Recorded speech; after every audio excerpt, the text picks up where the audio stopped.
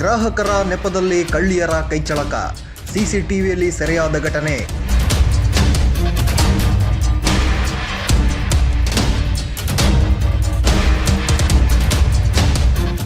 ಆಳಂದ ಪಟ್ಟಣದಲ್ಲಿ ಕಳ್ಳತನ ಪ್ರಕರಣ ಮತ್ತೊಮ್ಮೆ ಬೆಳಕಿಗೆ ಬಂದಿದೆ. ಇತ್ತೀಚೆಗೆ ಕಲಬುರಗಿ ನಗರದಲ್ಲಿ ಕಳ್ಳತನಗಳ ಸಂಖ್ಯೆ ಹೆಚ್ಚುತ್ತಿರುವ ನಡುವೆ ವ್ಯಾಪಾರಸ್ಥರು ಮತ್ತು ಸಾರ್ವಜನಿಕರಲ್ಲಿ ಆತಂಕದ ವಾತಾವರಣ ನಿರ್ಮಾಣವಾಗಿದೆ. ಇದೇ ಭೀತಿ ಆಳಂದದಲ್ಲಿಯೂ ಗೋಚರಿಸಿದೆ.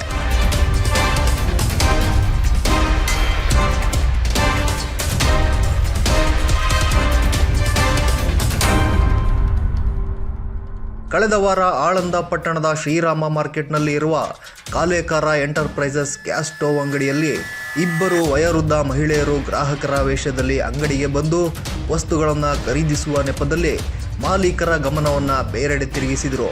ಈ ವೇಳೆ 2,500 ಮೌಲ್ಯದ ಪಿಜನ್ ಹಾರ್ಡ್ ಮೆಟಲ್ ತವಾವನ್ನು ಕದ್ದೊಯ್ದಿದ್ದಾರೆ.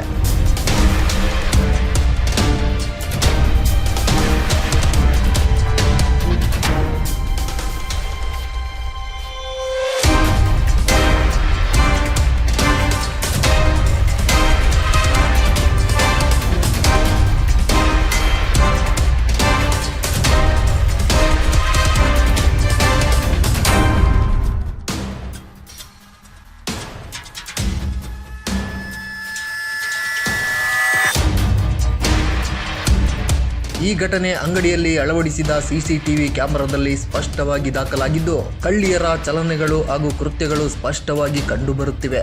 ವ್ಯಾಪಾರಸ್ಥರು ಇಂತಹ ಘಟನೆಗಳನ್ನು ಗಮನದಲ್ಲಿಟ್ಟುಕೊಂಡು ಎಚ್ಚರಿಕೆಯಿಂದ ಇರಬೇಕು ಎಂದು ಅಂಗಡಿ ಮಾಲೀಕರಾದ ಅಭಿಲಾಷ್ ಕಾಲೇಕರ ಸಾರ್ವಜನಿಕರಿಗೆ ಮನವಿ ಮಾಡಿದ್ದಾರೆ.